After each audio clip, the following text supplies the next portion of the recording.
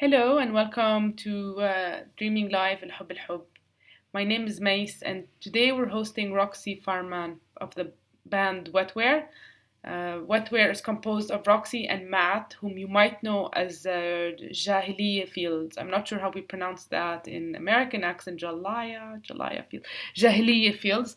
And so together they make up Wetware, which is an incredible musical project. I recommend you check it out. You might know Dice Records. Their last two releases are on Dice. Dice is also very special to my heart, and is part all of these. Roxy, Matt, and Dice are part of my musical family, and that of many people from home too. Identify with those. So yeah, so I'm gonna speak to her. I'm going to play a song and then speak to her, and then play more music. Talk soon.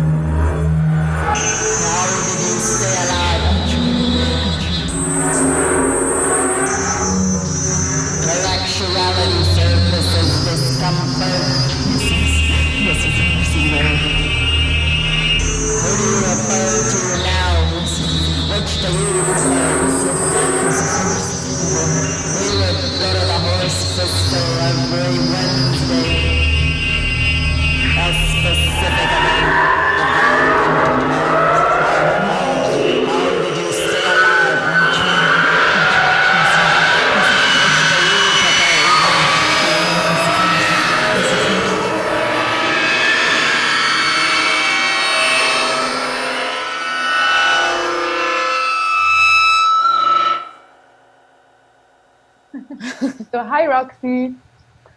How are you? You get a wave, a video wave. So I feel like you represent perfectly the life and the persistence and the struggles and everything of an artist in your being, not in just your art, right? If you know what I mean, like in your living, not just in what like. So I want to start first, as I start with every episode.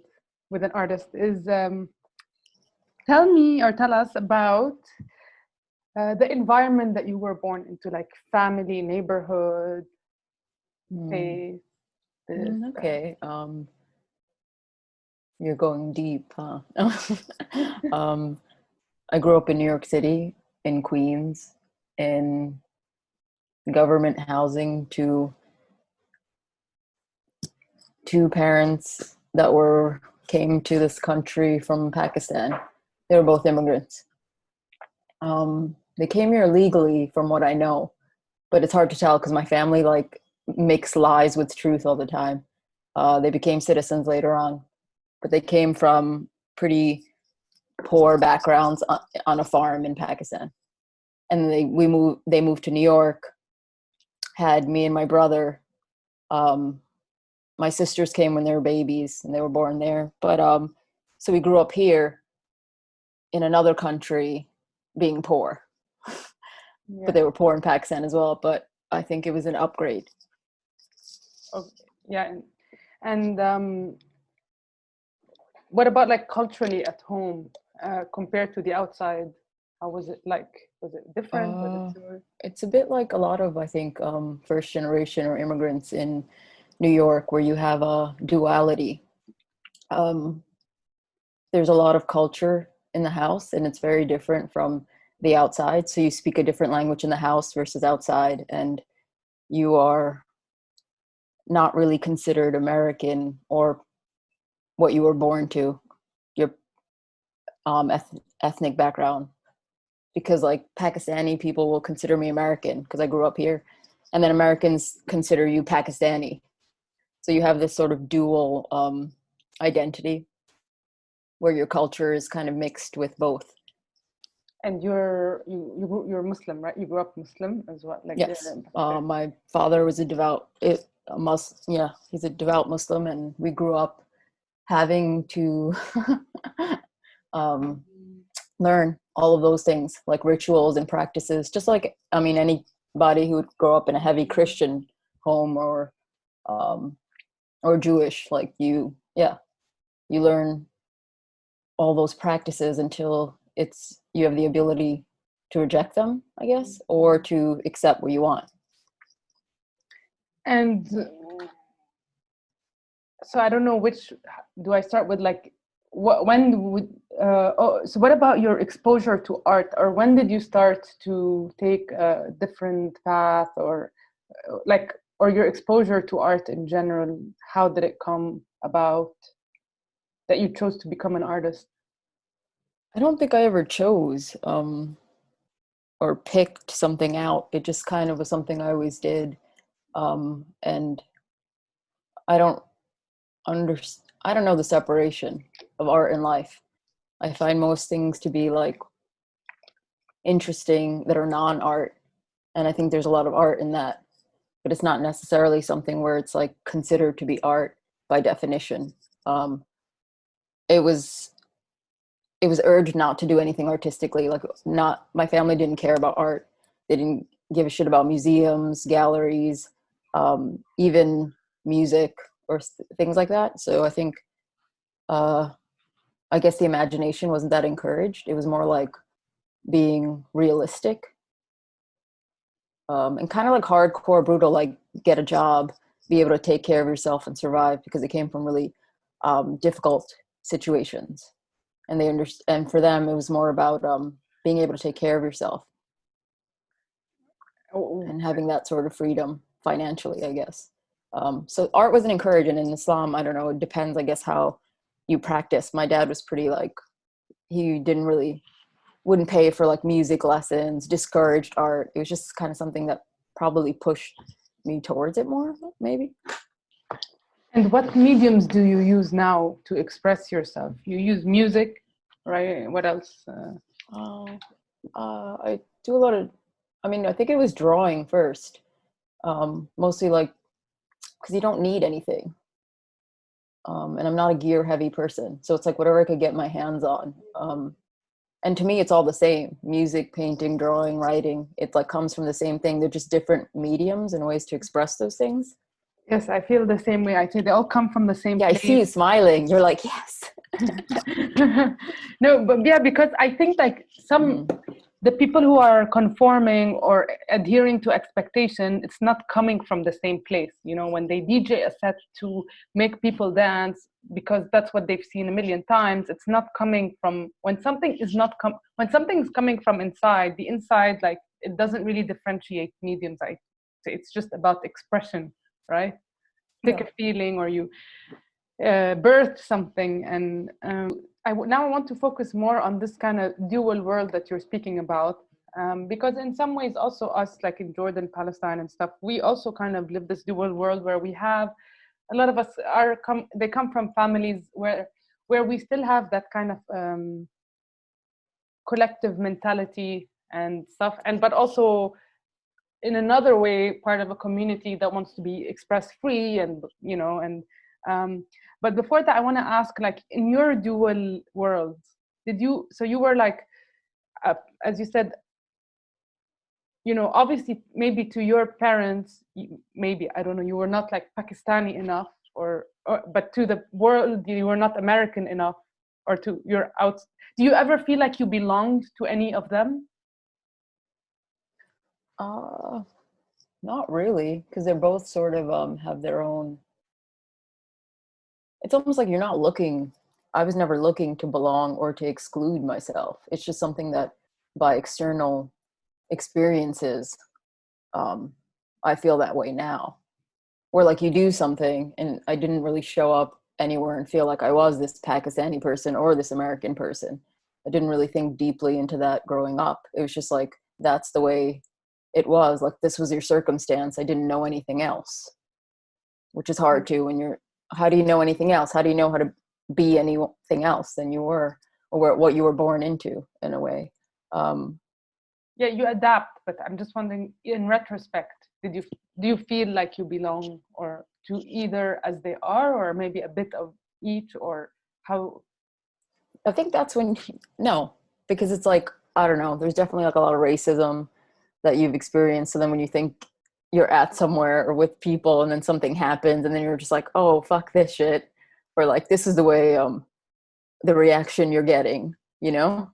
Yeah. Or, and in the other world, the same thing where it's like, I can go to a South Asian grocery store and then try to speak to them in Punjabi or Urdu, and then they talk back to you in English and you're like, fuck this shit. Like, you know, I don't know. So it's like, it depends on the experience and like what happens externally. Like, it wasn't something I decided. It was just like things that happened that I'm like, okay, I don't want to be a part of this either. Yeah, so I want to, there in the last episode, I discussed these notions. Like I've been reading this author, his name is Emil Durkheim, and I've kind of like some of his thoughts. And he talks about like, first about society and how people are held together to form a society. So the glue that holds the individuals that make up a society. And he identifies two forms of glues that one of them he identifies is like in the pre-modern or whatever times when we were hunter-gatherers, you know, through history. We all more or less did the same thing. We didn't have like that much choices. We all had the like we had the same dinner to eat from. We had the same tasks to do, to hunt, to do this. We had the same like selection of clothes, more or less. It's not like now. And through that, we kind of developed one set of values, one set of, and in those cultures, and in those times, like in this kind of structure where people are held together by one value system, one way of acting, one way of being, being different is a threat to the glue that binds the society itself.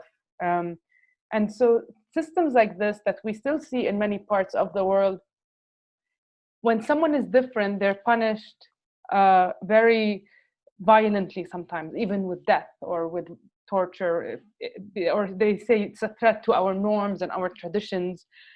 On the other hand, he identifies in the modern times something that's called organic solidarity, which is like, now we reached a point where you know, there is independence and individuality and blah blah, but it's founded on the division of labor. So you can be this person, you can be whoever you want, but you have to contribute. Like you can be a baker and he can be someone fixing bicycles, and and it's founded on consumerism. But before I get into that part, I want to go back to the mechanical solidarity. So we, from especially the area, we obviously still have these lingering, really strong expectations to conform into this one set of values and we struggle, and a lot of, like I had maybe more chill parents, but there's a lot of people who don't have that, who have extended family, even if not their parents, or who would quite be punitive if they are not conforming and adhering. So did you, from that side, from the Muslim and Pakistani side, did you feel any pressures to conform and like into that one set, or how did you feel any of that from either extended or direct family? I guess in the beginning when you have to like learn sort of like religious practices, where they make you do Arabic lessons to read the Quran, where you learn how to read namaz, like things that you just kind of have to learn because they're making you and you're too small to get out of it. But I also feel like there was a sort of thing where it was just like a don't ask, don't tell. Like inside my home was a different sort of like, there's a different way that you behave and what you do, and then you're just like wild style when you're outside. What about the way you dress or coming home at certain I times? definitely went through a lot of weird hair phases, and I used to dress pretty fucking weird. Like I went through a phase where I was a shape. I would just look like I don't know, like a rectangle, triangle, like so many hair things. My mom would be like, if you're not going to look normal, stay in your room. Like if guests came or family. So I'd be like, sick, I'm going to stay in my room. I don't know. Like they kind of like, that's a big thing with us. They like made if fun the of guests us. come. They made fun of us and ripped on us, my parents. And they're just like, I don't know. It's kind of like just angst and like how most kids rebel. Like when they try to experiment with the way they look. It definitely wasn't like positive, but at the same time, like that's what you do as well. Like you just try to get away with. I didn't have to cover my head, which my dad was surprising because he was pretty like strict about things, but he never made us cover our head. Do you know people who were made to? Yeah, like there was definitely people in school that when you go in the bathroom, they would take it off, the hijab, and then they would just wear it when they walked home, and like you know. It was all like stuff like that for sure, but it was mostly like I wouldn't say stuff. Like they didn't know I was in a band. Oh really? Like until when? They didn't ever. Wow. But it's not something that, it's just I don't talk about it. They have no interest in art. So like you could have a gig and my mom would be like, someone's paying you to fly you somewhere to do what? And I'm like, oh, it's an art thing. And she'd just be like, oh, okay. When are you coming back? Kind of thing. And she would just be shocked, and they wouldn't like it anyways. They'd probably be embarrassed or think it was terrible. My siblings have never like seen the band, and they didn't know I was in a band until like last year where I told them. It's like, wow. I don't know. I don't have this sort of supportive family where you're like, we just kind of rip on each other and make fun of each other. We're not like, they don't really care. It's not their interest, and I respect that as well. Like I don't force it on them, and I'm used to having no support. Little to no support, so I just kind of do it. I'm gonna do what I want, so I just go for it without.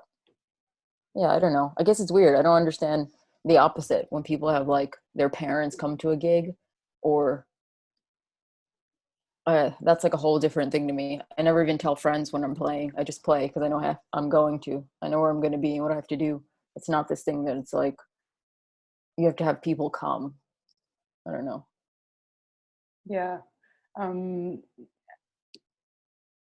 Okay. And okay. So there's that side, and the other side, it's like organic solidarity, which is this idea that now in the more modern world, you have freedom, you have all of that, but it's founded. They say it's founded on the division of labor. But here's where I want so that if you contribute economically, you can be free and you can this. But here's what I think is quite violent in the system and in the illusion of Western freedom.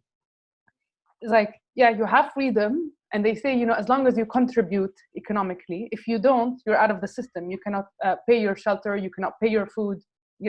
It's like also extremely conditional, extremely conforming. But the thing is, like, there's no freedom within a system either. I mean, you're in yeah, the system, you can pay your fucking taxes and do these things, and you still live like check to check, in poverty, or like with basic needs that are not provided to you. Like I mean, yeah, this is a place that has it better than a lot of other countries, obviously, and I know that because of where my parents came from, and it still sucks here, but in a different way, and there are different problems. But knowing that like my cousins in Pakistan have it far worse. yeah, Um, yeah, like they came here for freedom in a yeah. sense and for So, a better so life, which it is better. But then because I only know growing up here, I see how terrible. I mean, the poverty is larger, and they live in shacks. It's yeah, like, yeah. yeah, but I don't know, like, So, how do you ever feel like you're at the verge of being like thrown out, like as in, losing rent or not being able to always. pay? I mean, I don't have a savings account. I don't, like, I also chose a certain lifestyle where I don't, in order to do all the things that I want to creatively, I mean, I don't have much money, and I try to make the bare minimum so that I can just pay rent and get by. Um, and that's something people do who even have 9 to 5s. Yeah. What's like, how close do you feel have you gotten to, uh, Being homeless, I don't think or not being, homeless, or yeah, just but but I also feeling, don't think it's that far uh, from being like homeless. Like I've been yeah, evicted where I had nowhere to go, and then I crashed at a friend's place. Plenty of times I couldn't make rent. It's like every month is a different hustle. Sometimes I have money and I can pay the bills. Sometimes I don't. It's always. I mean, I don't know how many times a year does that happen.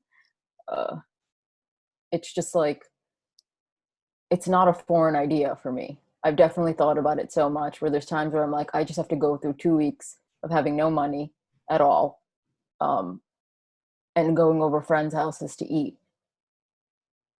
and yeah. then I'll have some money by the next week, but it'll be enough to pay all the bills, or playing a gig I don't really want to play so that I could pay my cell phone bill, which is going to get cut off. I mean, it's like, I feel fortunate and lucky though, because I feel like it could be worse. And I don't know. It's like I'm used to like hustling in New York and trying to sort things out. There's 1 month where I have money, 1 month where I don't, pretty much. And there's another month, I mean, I was evicted. There was lots of like fucked up living situations where it's like you have to move. A lot of people move in New York like constantly because of things like that, whether it's like your roommates didn't pay, or just someone wants to raise the rent ridiculously and then everyone has to leave. um and how, who would you say has helped you, or how have you been able to, you say friends have fed you with stuff like that in difficult times? It's just, yeah, hopefully there is some sort of community, whether it's musical or not, or some sort of, Well, I'm yeah, always here, you know that. but like a chosen family.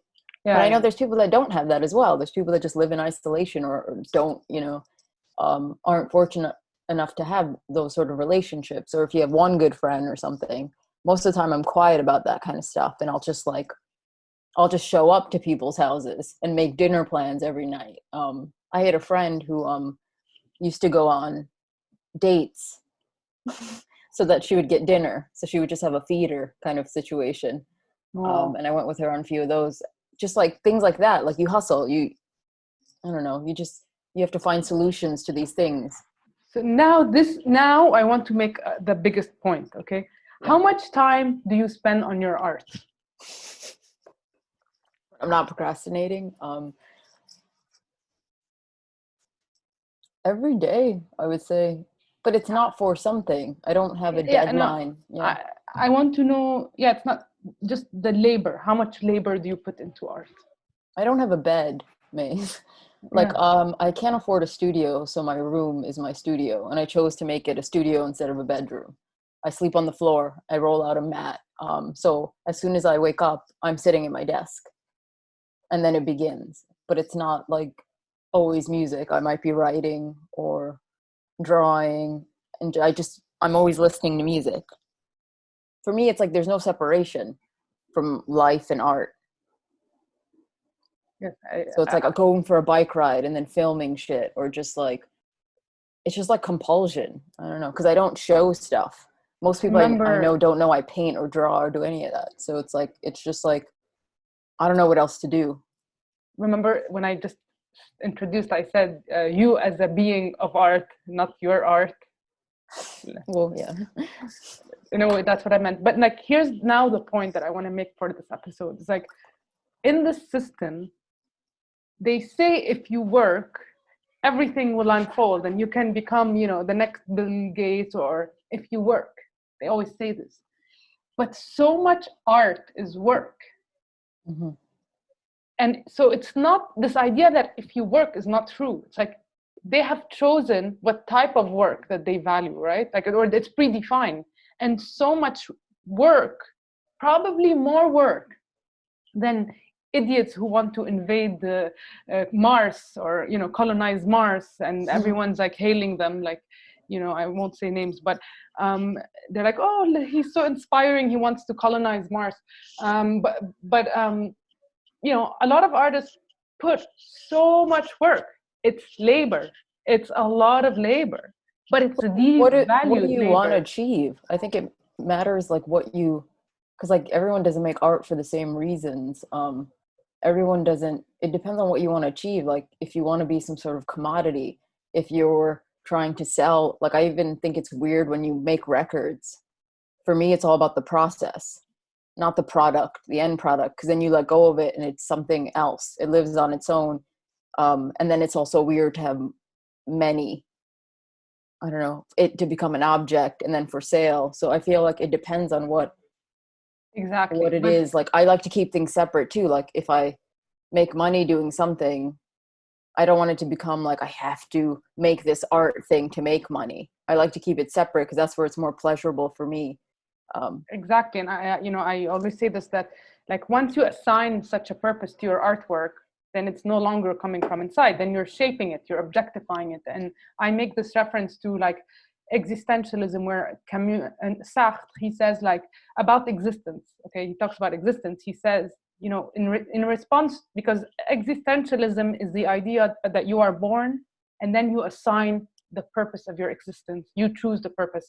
And Camus makes this reference with art, that in real art, you choose the purpose of your art. You choose every moment, you choose.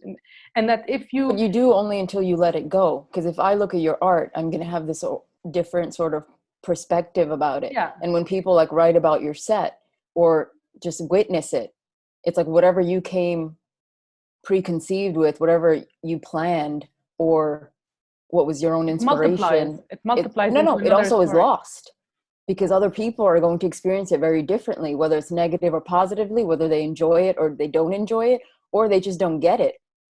So it's like you can only hold on to your own vision, but once you sort of share that, you lose a lot of it, because then it's other interpretations of it are going to exist. It's going to exist on its own. In my heart, I don't lose my process. Whatever I gain from it still with me, but it multiplies and becomes another story with them. No, it's not about losing or gaining. It just becomes something else. It's about it altering and changing. Yeah. But back to the point where like, if you assign like a purpose of like making money or entertaining or this to art, and so it's like when you build a shoe, you build it with a purpose of walking on it. If you build a knife, you build it with a purpose of cutting. So giving like an exogenous and external purpose to art or to your existence, it objectifies it. But I still think that so much art that has not been objectified and cannot help us to live off it. Like we cannot like sell it on a Walmart shelves or package it, has changed the world. So with this pandemic, and if we want to imagine how do we want the world to move forward, I think art, even with that, like especially art without a purpose, changes. And as Martin Rev said, it leads civilizations to the next place. You know, every great artist in so much great art has changed civilization and humanity. But a lot of those artists lived in poverty, lived in a system that devalued their work. It's like I have never made money off of art or music, and I kind of don't expect to. Like everything that Yeah, you're me neither. saying is like totally understandable, and it is like this conversation that a lot of musicians are having, especially with the things that are going on now, like how to survive. But I also feel like ask Martin Rev how they made it back then financially, and it's like, Yeah, he said I mean, me too. I always had a side job for this very reason. I never wanted to make a cent of my events, or I never wanted to make a cent of. And sometimes, oftentimes, of the vision of like I'll say no to more shows, and when I say yes to a show that I feel like I agree with their values and everything, then I'm willing not to get paid. Like if I'm willing to play the show, oftentimes I'm willing to not get paid, because right away, if the values are right for me, then I support it. And I don't. But one thing that inspired these thoughts, especially, was Drew. He said, like with Spotify and things like that, we're pretty much creating a system, or walking into a system that is completely devaluing art. But we shouldn't take that as a given, and we should maybe, fight that. And so I no, started. I mean, I definitely think that people should say no more, and they should. But that's what I meant about like, you make this choice, whether it's like, which, I don't know, are you going to be on a label? Are you going to just put out things independently? Are you going to play these huge festivals that you rather not? Or are you just going to play smaller ones that you don't? You have to kind of create your own community and your own vision of how you want things. But it takes a lot of like effort and you have to build a community, basically, like of musicians, of people that are willing to who want the same things. I don't know why you wanted to talk to me. I feel like I get the Martin Rev and the Drew, but I'm like, I want to talk to you because haven't actually accomplished much here. And you're like, I want to talk to you because you are exactly like the vision of what I'm like. You are, your entity and your being is art. First of all, your music is amazing. The music, I know the music that you make as Wetware. I mean, that music is amazing. But also because like in all of your being, you're an artist. Like you said, like we've talked about this before. Like your living space. Like you don't have even a bed. But I think that's probably something you just kind of, I don't think it's that rare. I just think you make. No, it's not rare, but it's that like you capture that kind of persistence. And I mean, I've talked this to you also, like the more you become, the more creative you become, the less important your bed is. And like, I often don't even sleep on my bed and always think like I want to get rid of it so I can have more room to do stuff. But that's the thing with like the being broke. It's like, I would rather like you pick a certain lifestyle, because the other thing, but working that 9 to 5 or something I don't believe in or support or is a waste of time. Yeah, I think that exactly. So for us to be creative, we need time. Mm-hmm. And because that work is devalued, mm-hmm. So we have to, we already give it a lot of time, but it's not valued. That's the more reason to do it. Yeah, but so we have to do, so we have to sell our time for other work to get the bare minimum. And like Martin Rev said something amazing, and he said like he's lucky that he was always able to adapt.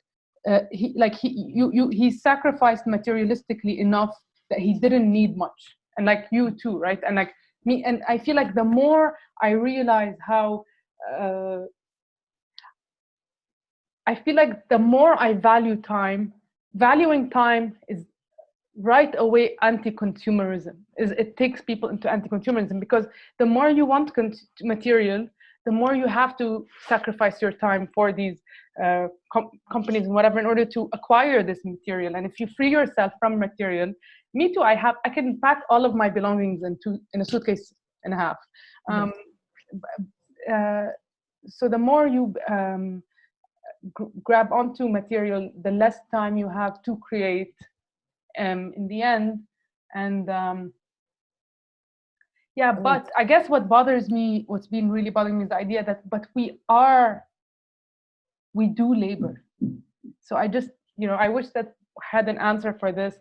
When we move forward, now with COVID, the current economic systems are not working.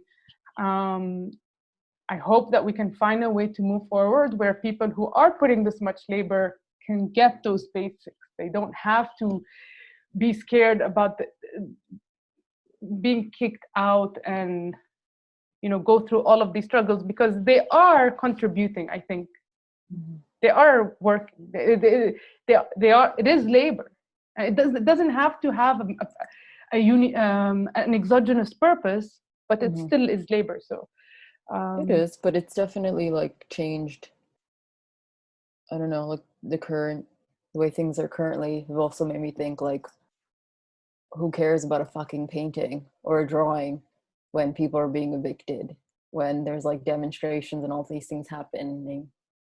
Even music, where I'm just rethinking like, what is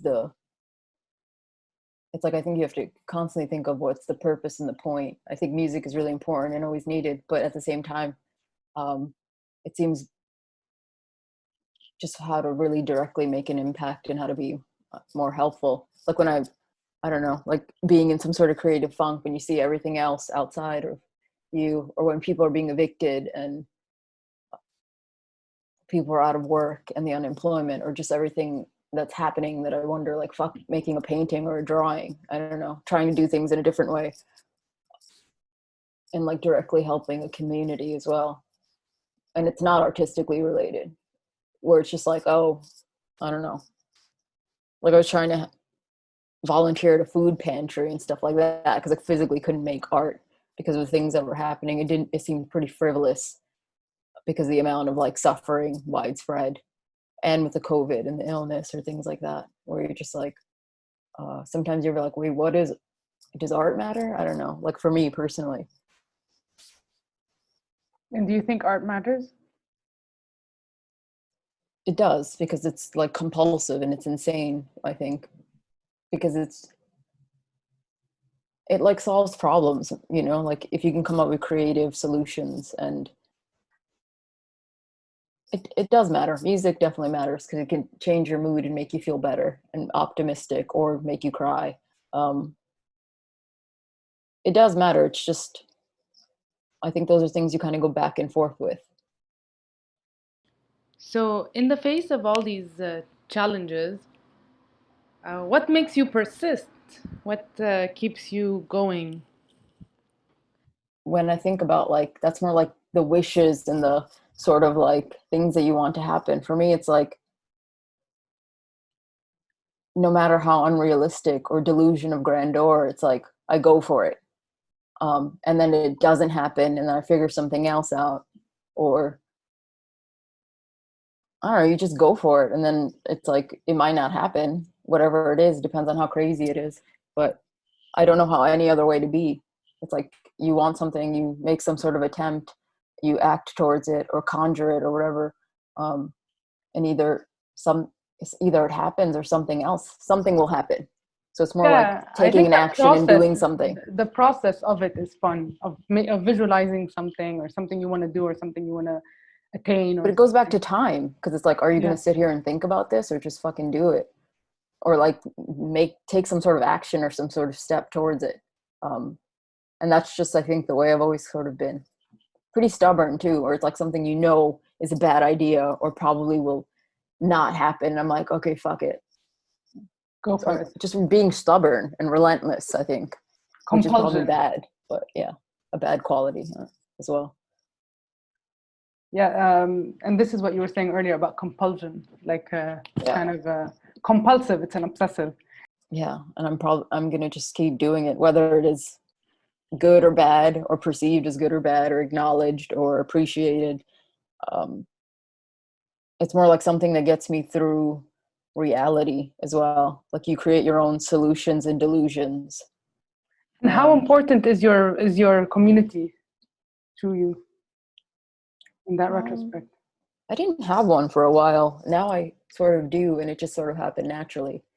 How was it like when you didn't have one? Pretty isolating, where it's like you just kind of are in a bad place in your head. How long did that go for? For a while, I think. But I think that's I think that's happened to, I don't know, everyone. Yeah, of course. Um, And when do yeah, you feel like you started to have one? probably with the band, just through like playing gigs and yeah, just through playing gigs, meeting people. It's like a chosen family. All of a sudden, like there's sort of support. I'm not really positive either. I feel like I'm surrounded by people. I'm pretty gloom and doom, and these people are like really like you're very optimistic and you're smiling and you're and I'm just like, okay.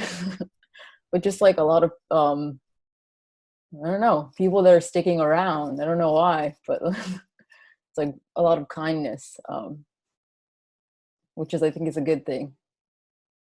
New friendships and like yeah, it helps. It definitely helps to We are have a like a soul community. family. Yeah. Are you excited to come to Jordan and to the area and to meet others I've like, never been. I don't have any plans. I would be well, wonderful. I've only been to Istanbul, which is like not Jordan or any of those places, but I've never been to like, have I you don't been to know. Pakistan? No, my sisters and my brother have, but I haven't. But to Jordan and Palestine in that area, you know you're coming, right? That would be, you're inviting me to go? How many times have I told you I'm inviting you? Yeah. I mean, yeah. If once traveling resumes, yeah, I'm down. Okay, so maybe last thing for now, I'll see, and I'll if I have more, I'll call you You can another just time. keep talking. I'm Yeah, glad to see you. yeah, but I do want to ask. Say you meet a little girl who wants to take similar, decisions. Of, maybe grew up in also a bit of a conservative family and wants to do the things like wants to create and stuff. What kind of advice would you have for her? Oof, I don't know. I feel like I'm a bad role model. I wouldn't be a good example of anything, but I think just like you have to make the attempts and take the actions to do the things that you want. You have to, yeah. I mean, if it was music related or art related, I would say just go do it. It's like not much can be said for like someone who didn't have the experience yet. So like you should go do it and see that this is the thing that you want to do and this is what you pick overall over everything. You have to kind of commit to something if that's what you want. There's plenty of people, they're in a band and they do music and then they fuck off and they don't do it anymore, and that's fine too. But I feel like for me it's been something pretty stable. It's the only stability I have is like this one thing I know I want to do. Yeah, I would just say go for it and then see how it is. It's definitely going to suck, or you'll be poor or broke, or like there's definitely negative aspects to everything that you choose. It just depends on what suits your system of beliefs and your lifestyle, what you eventually end up um, choosing over everything else. Because a lot of people don't. I mean, they can get jobs, they can move and do other things, and projects end and projects start. It just depends on like your own personal what you want, why you want it. Do you think knowing what you want is a process on its own? I think so. I think Yeah, like, and it definitely changes, and that's yeah. fine. Like that's what I mean. Like you have to kind of you just have to give something a try and go for it. I'm more about actions than like thinking about something and wondering if you should do it. I'm like, go fucking do it. And then tell me about it. Did it work out? It didn't work out? What about some people who have the anxiety from the product, from the outcome of their work? Like some people don't want to draw because they think it's going to be bad right away or something. But I think the worst thing is if you don't know. If you the failure to even try. I mean, I understand, yeah, there can be anxiety. There's a lot of feelings of like, is something good enough? But it's like, who cares? If you don't do it, it doesn't exist at all. It will never happen. And then you can sit there and either do something. It's also like, I don't really care about the end product so much. That's why we're talking about process. It's like exactly, you yeah. learn a lot, even if something ends up being a terrible track or a terrible painting or drawing. It's like through the actions of creating, thinking about it and going through it, you learn a lot. Whether or not, who cares about the end product? I You totally can always agree. get better or change. I totally, it's like kids when they're playing Lego or whatever, you know, they're not thinking, is it gonna be like, you know, they're gonna destroy it. So in that way, I think like destroying your work is, or not, maybe not physically or whatever, but just not even thinking of the final product as something that you would exhibit or any, just like, who cares? I think you have to lose the whole idea of the outcome. Yeah. And just get started, because there is no outcome if you don't do anything. And it's sort of wasteful. It's just like, do something, make something. For me, it's like I don't have anxiety or those kinds of things. I definitely make things I'm like, wow, that sucked. That was a bad idea. Or this is fucking ugly. But then most of the time it's like I get somewhere through doing that. It's also like you're going to be your own worst critic anyways. You're going to judge yourself harshly, or maybe you think it's fucking amazing and that's great too. But I don't know. I feel like I'm my worst critic. I'm always like, oh, and then you have to kind of let go of something and detach from it as well. It doesn't mean that you made one ugly thing or 5 or a few bad things. Like, you don't have to, like, I don't know, I change mediums a lot when I'm like, if I do something, I write something and I think it's terrible, I'll make a painting. That could be bad too. But there's a museum of bad art, so.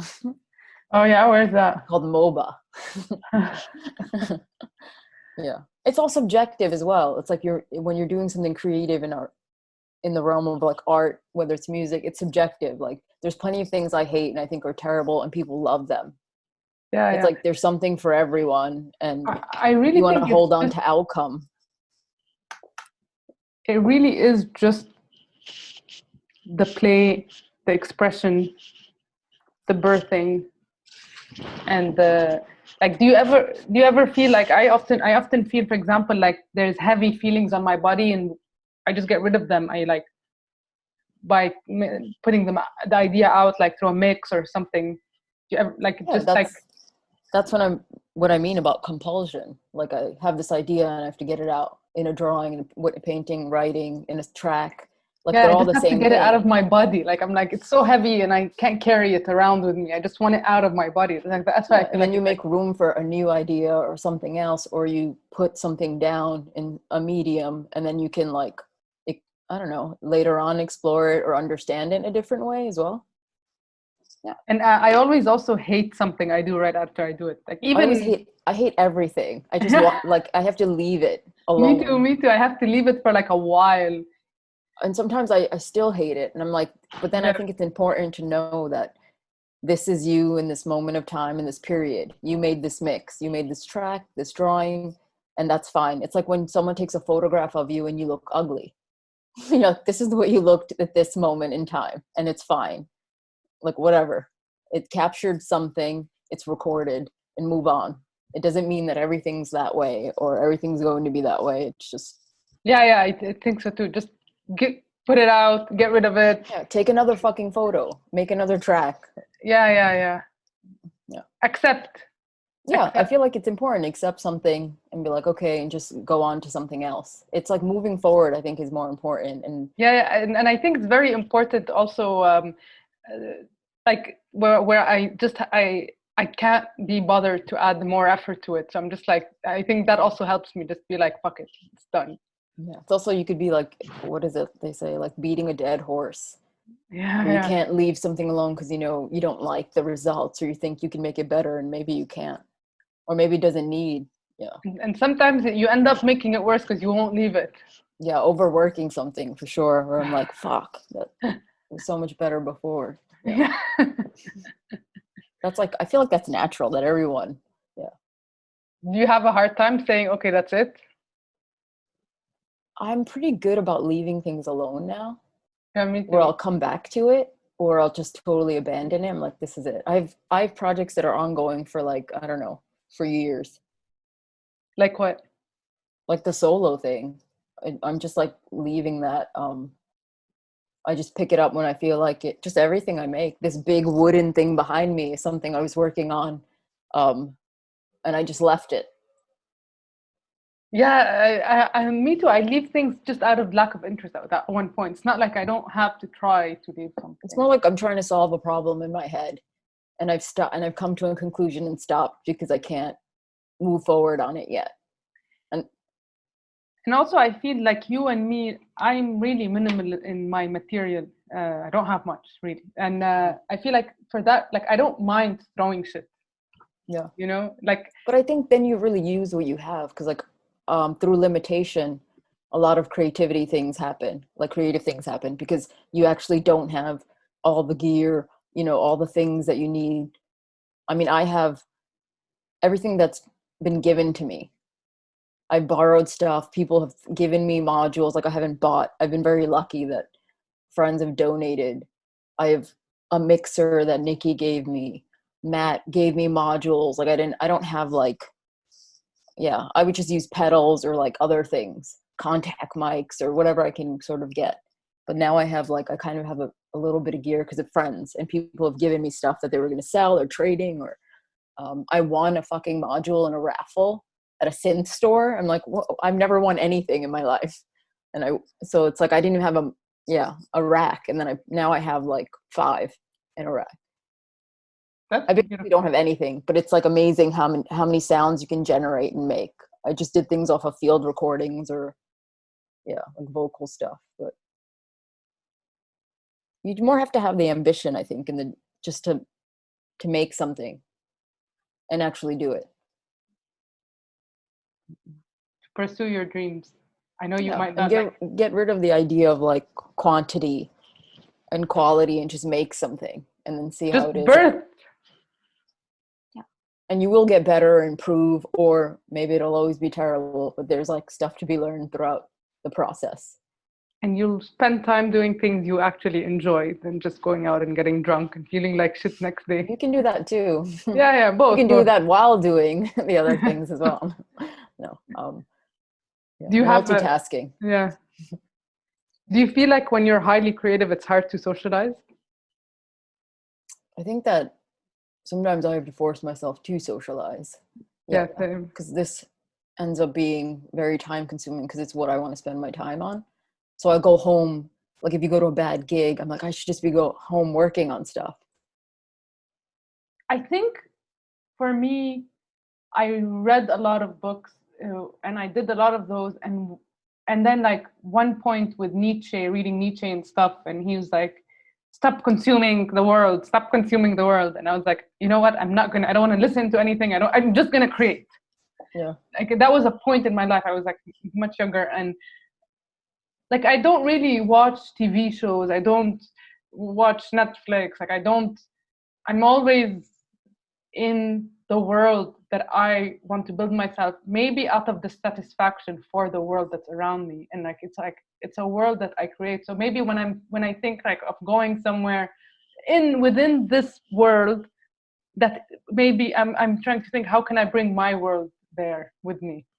Yeah, but yesterday I tried to, because I was waiting for some things, like I couldn't just proceed. Like, for example, today to record this, and I was waiting for some emails, and I was like, okay, I actually have like, I could do nothing, and I tried to do nothing. It was really hard. Doing nothing is probably a challenge, or it's like, I should probably try that. I definitely procrastinate, and I think I'm doing something, but I'm making a coffee and sometimes just staring at. Yeah, that's me too. Sit on the couch and do nothing, or check my phone, but that's kind of part of it. Being completely outside of it is hard. It is, being able to like turn off and like but maybe it's just the way you're wired. I don't know that it's I think it's dissatisfaction, because I'm never satisfied. It's a problem. I've said this in before. Like for me, a lot of those changes happened after a friend of mine died, and for me, after my sister died. How did your sister die? Or wait, you told me. It was a suicide. Oh, yeah, for me but too. But after that time, I don't know. I changed. Everything changed. Me too. Nothing made me happy, and out of this dissatisfaction, I started to like compulsively fetch the few things that make me happy. It's also when you realized, I mean, I wasn't materialistic before just because I didn't have money to get stuff. But I really then didn't want stuff, having to like go through someone else's stuff, and seeing all the things that you leave behind that have no meaning or purpose after the person who it was precious to no longer exists. Same thing with my parents when they passed, like going through their belongings. But my dad didn't really have anything. He had a toolbox and a few shirts that we gave him. But it's also the thing about time where knowing that an end is inevitable. Um, why waste? Yeah, why waste all your effort and time somewhere doing things that like are miserable or Yeah, things that don't like you don't get anything out of. so now, I think now this discussion is making me think of another idea to add to my children's book. Is like one of the things that is fed to us is how to spend our time. Yeah.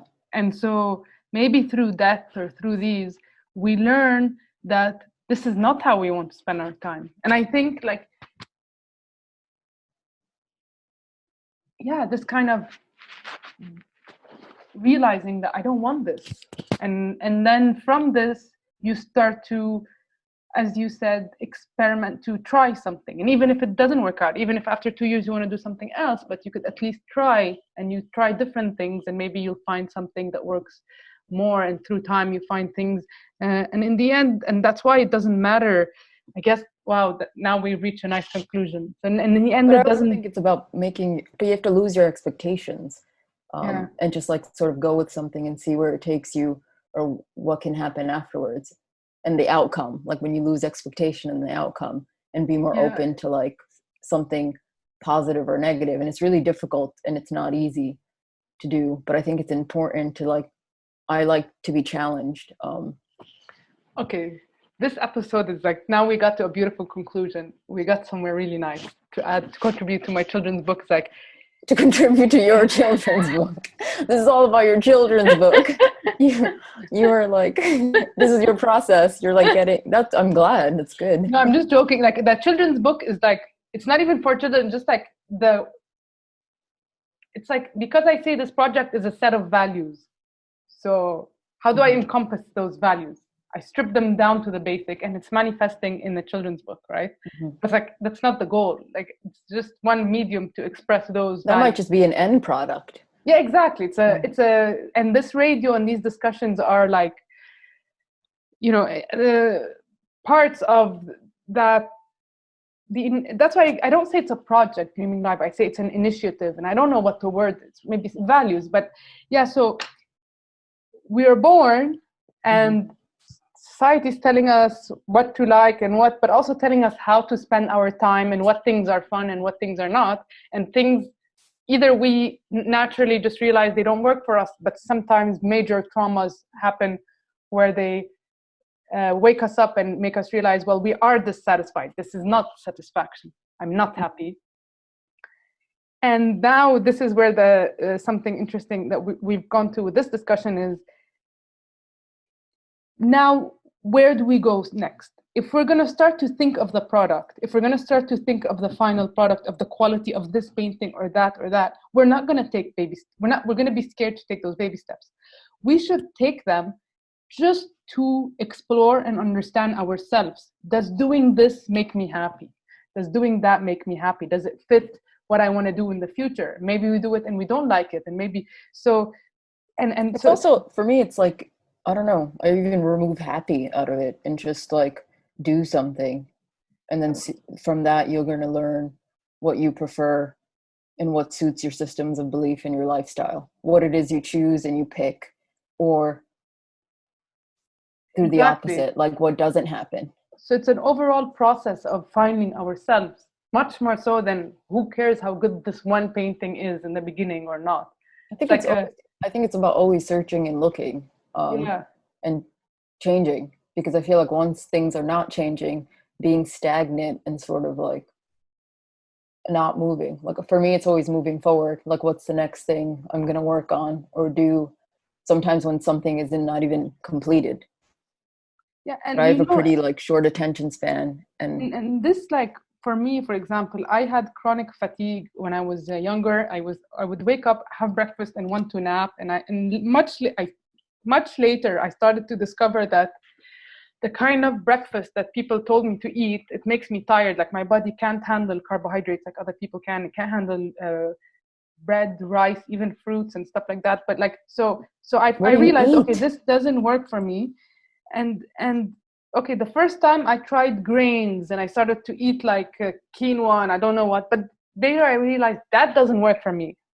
So it's like and then I tried other things until I found what works for me. So but that's your whole life. Your greatest performance is just figuring all of this shit out, like what it is you want, what you're good at, what you feel like you should be spending your time, who you should be spending your time with. Like, I just think it should be the most interesting experience, should be that. Exactly. Like everything that you do, that's what I mean about your time and what you do with it. Yeah. Like, so and that by thinking of things in that long term, like as a process, maybe that's how we start to not really fear the product and not, and you know, and so anyone who has anxieties from what they want to make and scared, because it's really common. I know so many people who are scared to create because they just say I'm gonna suck, but it doesn't matter. That I don't understand, even though I do have friends with similar. I'm just like, go make something. Like, I don't. Yeah. It's not about that. It's about your lifelong process. I think it's because I didn't have, like, in my family, they didn't give a shit about, like, you could make something and show it to them. Like, oh, what is that? It ends up on the table underneath a cup of tea with like like whether it was a drawing or like, if you, I don't know, anything creative. So I don't really care about compliments or insults. I don't really care if someone shows up to a gig or doesn't, or like, wow, that album sucked. I'm like, sick. Or like, that album was okay. Like, I don't, it's the same thing to me. Yeah. So I don't look for like any sort of approval, and I don't give a shit. I'm just like, well, this is what I'm going to do. That makes art more honest and more true and more free and authentic in the end. Yeah, you can't let other people sort of weigh in like that to something that's subjective. And to something that you just want to get out of your body. Yeah, it's also like, it depends. Are you trying to make money off of this? Do you want like fame and fortune? Like, why are you doing it? What is it you want out of it? And what do you get out of it? What is it for? I don't know. And I think everybody has their own reasons. Yeah. This was like life talk. Yeah. Okay, so we're gonna wrap it up, and I just want to conclude for listeners, like, think of creating in that as a life process. Don't think of the results of one piece of work, one piece of dream, one piece. It's a lifelong process, and by doing it and by living it, you'll meet people. Like, a lot of things will open up that are more beautiful than how good or how bad this painting is. Like, you'll meet people that are like you. Eventually, you'll make it a community, your chosen family. It's a lifelong, beautiful process. Just go for it. Just keep doing it. Yes, keep doing it. And don't be scared, and don't think of that one piece and two piece. But anyway, I love you, Roxy. And accept failure and just get on with it. Keep moving forward. Yeah, almost like art is bound for failure. It's like, that's what I think of it. It's like bound for failure. Like, there is, I feel like lose all outcome, negative or positive, and just continue moving forward. Just create. Yeah. That's the way to go. Dream. You're obsessed with it. You're like, dream. Obsessed. So soon I'll come to New York and we'll hang out. You, me, Drew, Martin, come visit. Tamara, the whole family. Yeah. What are you doing? You're not that far away. Get on a train. If I go to the US, it's going to be very hard to come back here. Oh, okay. So we miss you and we're waiting. I miss you all too, and you're the reason I decided to stay close in Canada. No, I'm not. I chose to be like you and Drew and that community. I chose to stay in Montreal when I was in New York. Oh, is it better now? Yeah, it's good. That's good. I like your room with all the Post-its and the plant. I love you, sister. Well, hopefully we'll see each other soon. Yes. And Tamara's dog. Have you seen her dog? Yeah, well, pictures and stuff. She said Yeah. you guys took it to the beach. We went for a walk just Oh around yeah, Brooklyn. Yeah. But she's also very fun. We went to some protests together. yeah, yeah, She's my screaming partner. yeah. Yeah, she said that. Yeah. I think you're gonna discover a lot of really awesome people when you come to the area because you have this kind of dual world like we do, you know. We both are very similar. Yeah. Well, I make no plans and all plans I'm open for. So whatever I love you happens. so much, sister. Okay. I'm gonna go pee, but I will see you soon. Yeah. Bye, love. Bye. Love you. Bye, love. Okay, so now I'm going to play some music by the band Wetware. Thanks for tuning in, and next week with David Lynch. Okay, so that's a very big one for me. Much love to everyone. Talk soon and keep dreaming.